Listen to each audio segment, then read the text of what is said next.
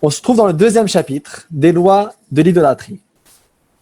Quelle est exactement la définition de l'interdiction de ne pas servir des idoles? Première halakha. Ikar hatzivui b'avodah zara shelo la'avod echad mikol habruim. Lo malach, velo galgal, velo kochav, velo echad ma'arba hayesodot. Velo echad mikol hanivraim mem. L'essentiel, c'est de ne pas servir aucun de ces créatures, que ce soit des créatures qui sont dans les astres, dans les ciels, des anges, ou bien ce qui est même matériel. ואף על פי שעובד יודע שהשם הוא אלוקים, והוא עובד הנברא הזה על דרך שעבד אנוש ואנשי דורות תחילה, הרי זה עובד כוכבים. L'idolâtrie n'est pas comme l'erreur qui est perçue par plusieurs. L'idolâtrie, ça veut dire de renier dans l'existence de Dieu. Ce n'est pas du tout ça. L'idolâtre peut être une personne qui est un fervent croyeur, un croyant en Dieu, et malgré cela, il est idolâtre. Parce qu'il pense qu'il y a autre chose à part Dieu. Il faut aussi servir ses pierres, il faut aussi servir autre chose. ועניין זהו שהזהירה התורה עליו ואמרה פן תישא עיניך השמיימה וראית את השמש ואת הירח ואת הכוכבים אשר חלק השם אלוקיך לכל העמים. כלומר, שמה תשוט בעין לבך ותראה שאלו הם המנהיגים את העולם והם שחלק השם אותם לכל העולם להיות חיים ואוהבים ואינם נפסדים כמנהגו של עולם. Alors, la Torah dit dans les versets, de peur que tu vas regarder, ça fait référence à réfléchir, à penser, et tu vas voir les astres, etc., en te disant qu'ils ont une importance qu'Hachem les a donnée, et donc tu vas penser qu'ils ont une certaine force, et qu'ils ont un certain choix et une certaine dominance. De Tomar, et tu vas dire en erreur, que Hachem les a donné une importance, et donc il faut les servir, il faut se prosterner à eux. Donc,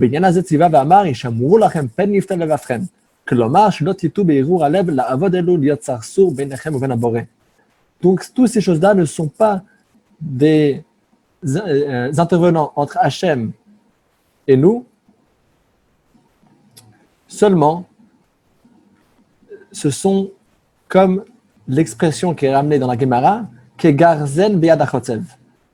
C'est exactement comme la hache dans la main du bûcheron. Personne ne va dire merci, la hache pour couper l'arbre, pas du tout. C'est vrai que je me suis servi de cet outil, mais c'est un outil et uniquement un outil.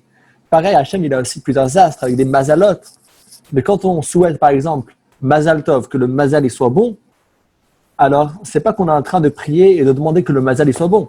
Parce que le mazal, il n'a aucune dominance, aucun contrôle sur ce qui se passe. C'est uniquement qu'on demande à Hachem, qu'Hachem nous donne un bon mazal, comme je demande au bûcheron qu'il coupe avec la hache.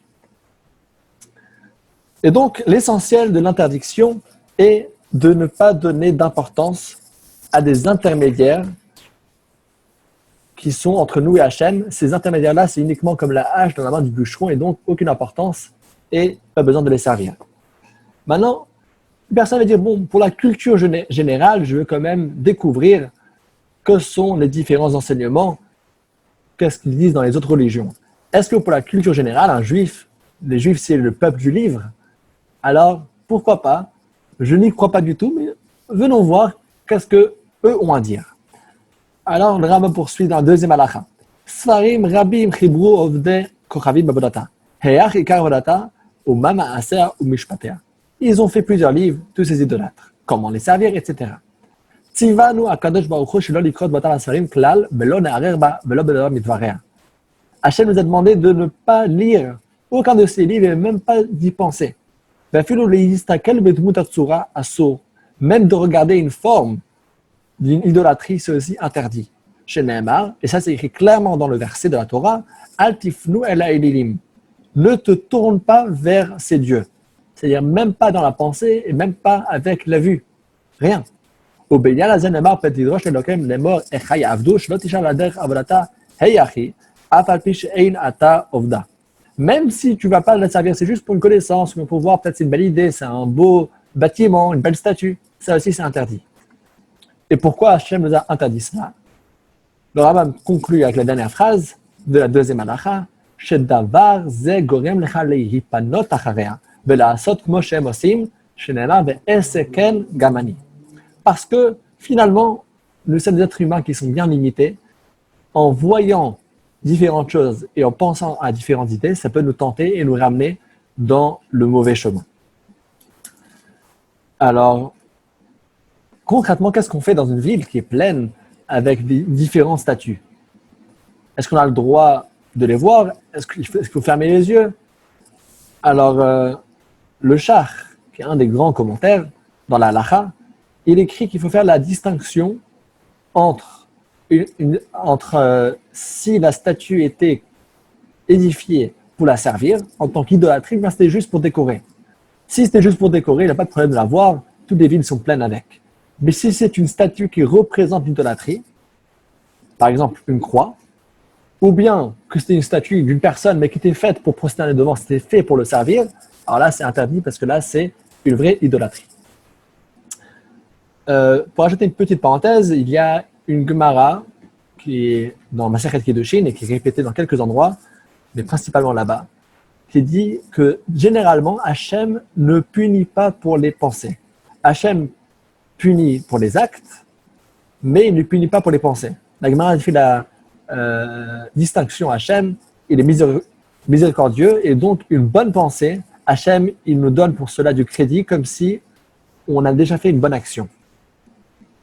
Tandis qu'une mauvaise pensée, Hachem ne punit pas pour, il dit, bon, l'être humain, il a son mauvais penchant, c'est pour ça qu'il a eu une mauvaise pensée.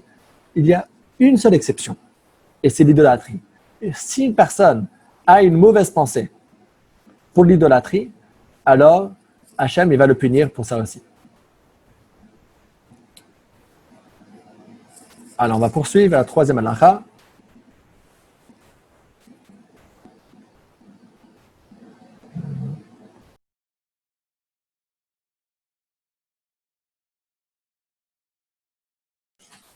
Alors, la troisième halacha. Donc, tous ces interdits sont tous dans le même sujet. De ne pas se tourner vers l'idolâtrie. C'est passible de la peine de malkot.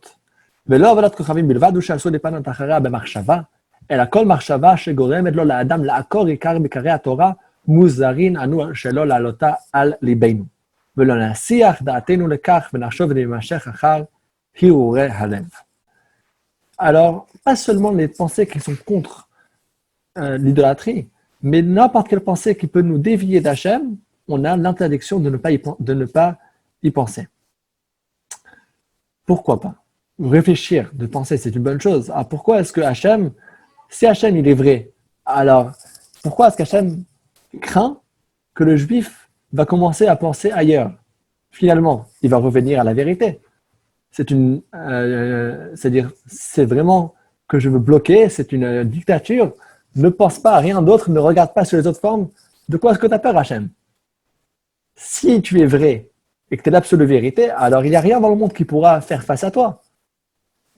Alors, le Rambam se pose cette question, et c'est pour ça qu'il va venir expliquer pourquoi Hachem nous a donné de l'interdiction, donc de ne pas servir des idoles, ça je comprends, mais pourquoi même ne pas voir, ne pas penser, pourquoi? Il explique. מפני שדעתו של אדם קצרה, ולא כל הדעות יכולות להשיג האמת על בוריה. ואם יימשך כל אדם אחר מחשבות ליבו, נמצא מחריב את העולם לפי קוצר דעתו.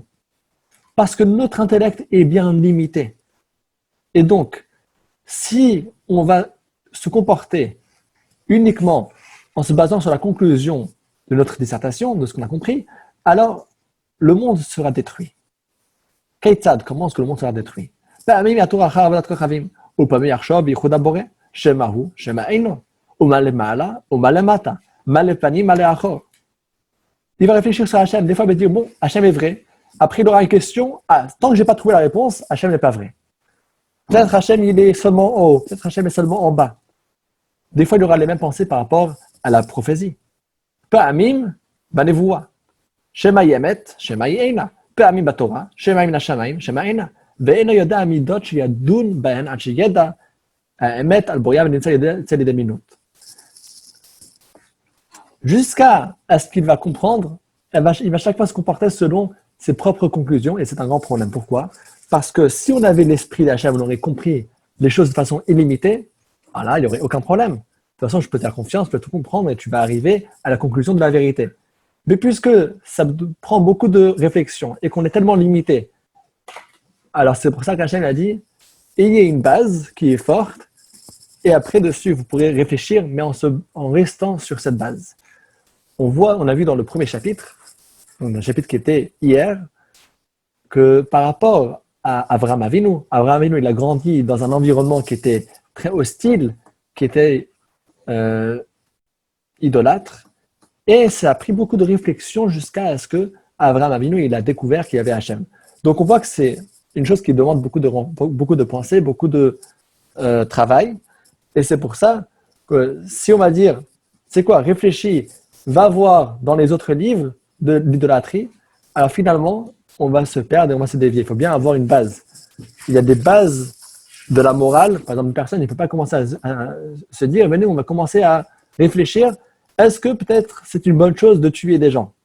Non, il y a des bases, que ça c'est une base qui est bien fondée et l'humanité, elle doit suivre ces bases-là. Le Rambam, dans ses lettres, il y a un livre qui s'appelle Igeret Rambam, c'est les lettres qu'il a écrites. Alors, il a écrit là-bas que la foi juive, pourquoi est-ce que c'est la foi qui est la plus forte? Parce que toutes les autres fois, elles se basent uniquement sur des choses qui sont comme ça, qui sont vagues, superflues. Et finalement, c'est quoi? C'est des gens qui ont entendu d'une personne. Donc, ça remonte à la fin, à combien de personnes? À une seule personne. Tandis que le judaïsme, Moshe Rabbeinu a dit à Hachem, je veux que les juifs aient une vraie émouna dans la Torah. Et donc, comment est-ce qu'on a fait? Hachem, il a dit, pas de problème, on va faire le matin de Torah, on va faire le don de la Torah devant tous les juifs. Plus que 600 000 juifs étaient là-bas présents. Et tous les juifs ont vu directement comment Hachem donne la Torah. Et donc, nous sommes nous-mêmes témoins. Mais Hachem les a montré une fois cette révélation à tout le monde. Comme ça, on ne se pose plus de questions. Parce que si ça sera tout basé sur notre calculation, alors on peut aller très très loin avec ça. D'ailleurs, pour prendre un exemple qui est très extrême, les nazis par exemple, ils pensaient qu'ils étaient logiques. Ils pensaient, oui, c'est des gens civilisés et ils ont des raisons logiques pourquoi faire ci, pourquoi faire ça. On voit que si on se base et on se fie uniquement à notre rationnel, alors le monde pourra être détruit. C'est pour ça qu'il y a une base. Et d'ailleurs, lorsqu'on a accepté la Torah, on a dit Na'aseh venishma. On a la croyance en Hachem et donc c'est pour ça qu'on accepte. Et après, on peut poser des questions sur cette base. Mais on ne remet jamais en doute la base elle-même de la Emouna, la croyance en Dieu, la croyance en la Torah et la croyance dans la névoie, dans la prophétie.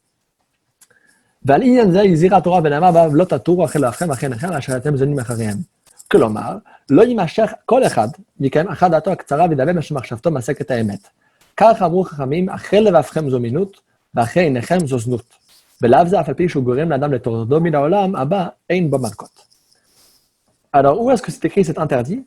On le récite tous les jours dans le schéma Israël. Dans le troisième paragraphe, on dit qu'il ne faut pas se dévier derrière nos yeux et derrière notre cœur.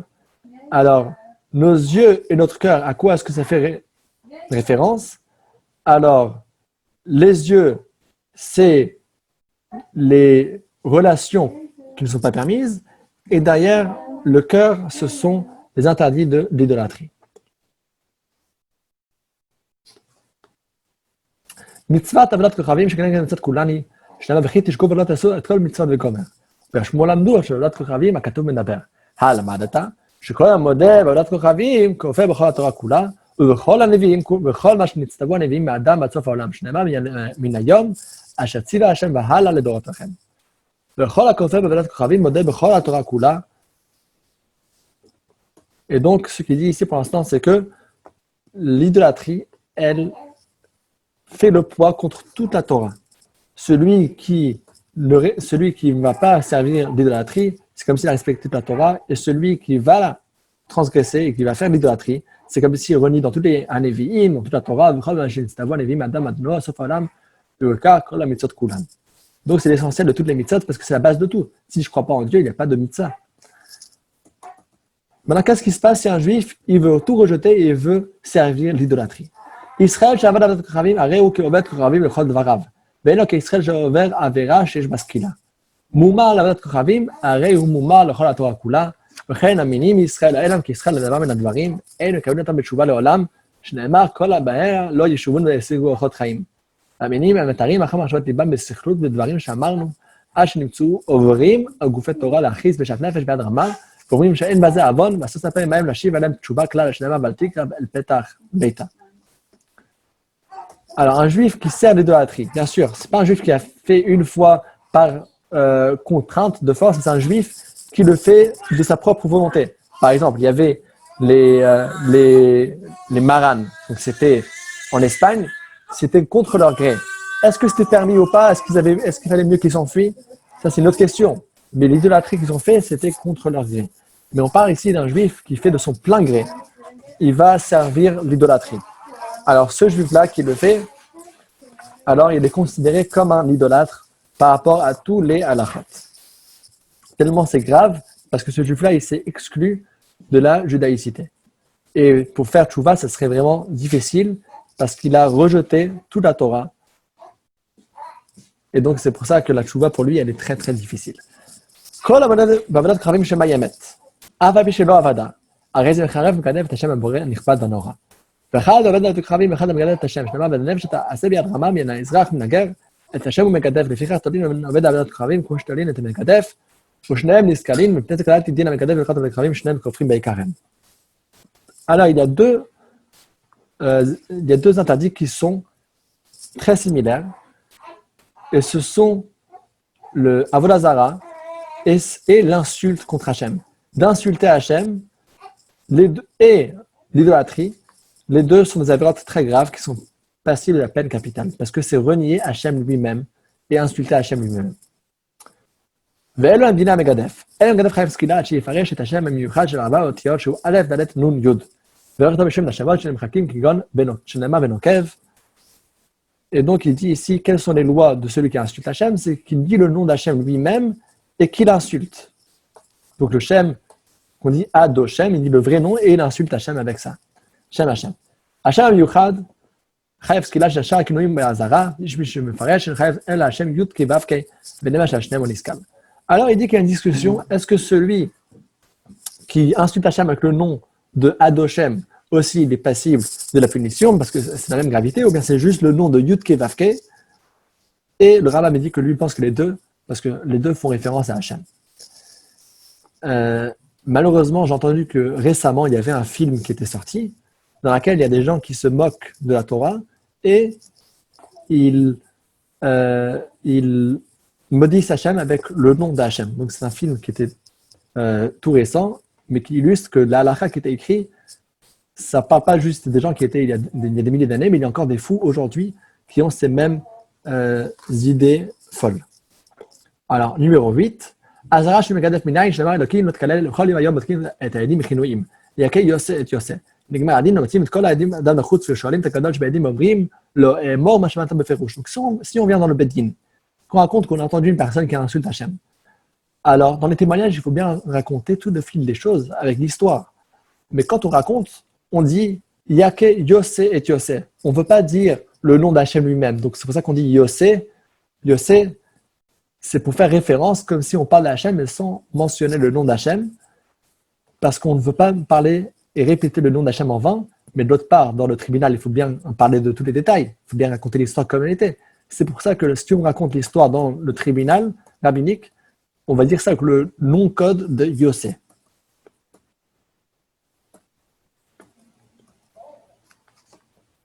Et finalement, lorsqu'on termine le jugement, et qu'il y a la personne qui a insulté Hachem, ואומר והדיירים עומדים על רגליהם וקוראים לו מאחים, והאל השני אומר, אף אני כמותו שמעתי, והם יודעים רבים, כל צריך כל אחד ואחד מהם לומר, כזה שמעתי.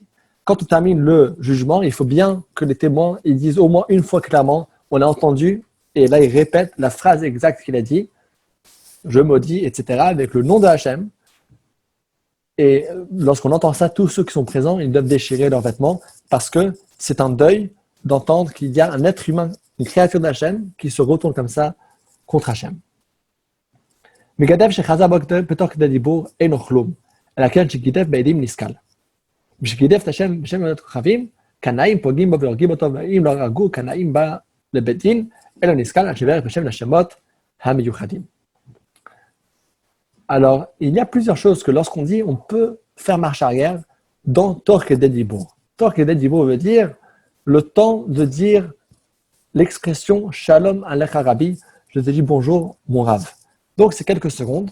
Si on va dire dans l'espace de temps, dans le laps de Torah Kedei Dibour, on va, par exemple, je voulais faire une vente et dans les Torah Kedei Dibour, dans les quelques secondes qui suivent, je regrette. Alors, il y a plusieurs choses qu'on peut regretter. On va voir ça en long et en large à chaque halakha dans le sujet respectueux.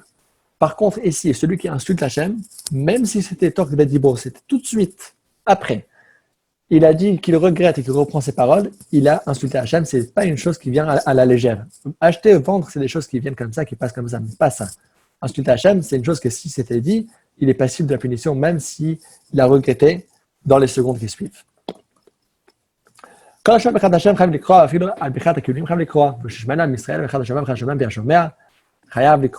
Celui qui entend la malédiction d'Hachem, il est obligé de déchirer ses habits, ses vêtements, en signe de deuil, qu'il entende sous le nom d'Hachem, ou bien même s'il entend avec une personne qui a maudit Hachem sans mentionner le nom d'Hachem directement, mais juste en faisant référence. Qu'il entend de celui qui l'a dit, de celui qui l'a entendu, ou bien de celui qui l'a entendu, de celui qui l'a entendu. C'est un deuil quand on entend une personne qui insulte Hachem. Aval Hashemam pi avet kochavim, en chayav likroa, velo karu el yakim beshavna ela mipnei shel Rav Shak haya Israël mumar. Alors, si un non-juif maudit Hachem, pas besoin de se déchirer les vêtements, parce que le deuil qu'on a, c'est un juif qui se retourne vers Hachem. Ça, c'est ce qui est tellement triste, qui nous fait qu'on a besoin de déchirer les vêtements. Il ramène une certaine preuve, une histoire qui s'est passée à l'époque, que Eliakim et Shavna, ils avaient déchiré leurs vêtements. Et pourquoi cela? Parce qu'une des personnes qui avait maudit Hachem, Rav Shake, c'était un juif. C'est pour ça qu'ils ont déchiré leurs vêtements.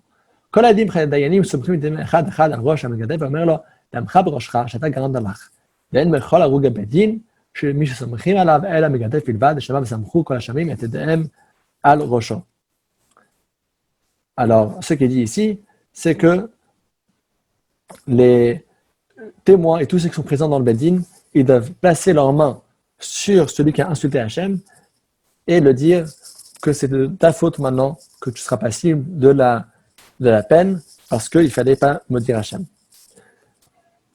Alors, pour conclure sur une petite note sur ces lois, il y a une grande règle qui est discutée dans beaucoup de livres.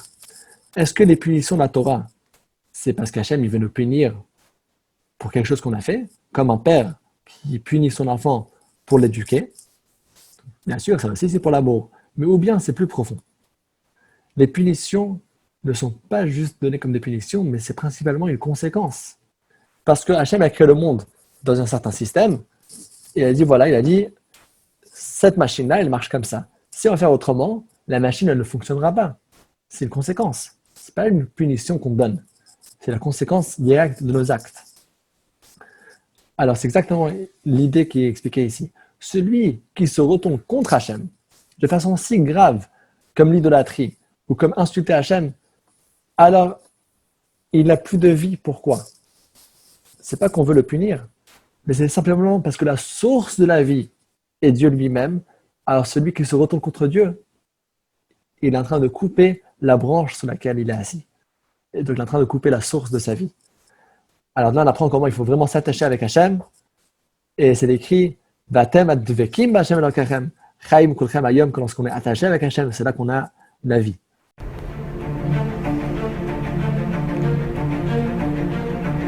Et si connaître toute la Torah était possible, plongez-vous dans les joyaux de la Torah. Étude du Rambam, le Maïmonide, cours de qualité par des rabbins francophones aux quatre coins du globe. Un chapitre chaque jour, à raison de 20 minutes, pour finir en moins de 3 ans l'apprentissage de la Torah. Relevez le challenge, tous les soirs en direct à 20h30 ou 21h30 heure israélienne. Nos cours sont accessibles à tout moment, YouTube, Facebook et sur notre site torah24.com.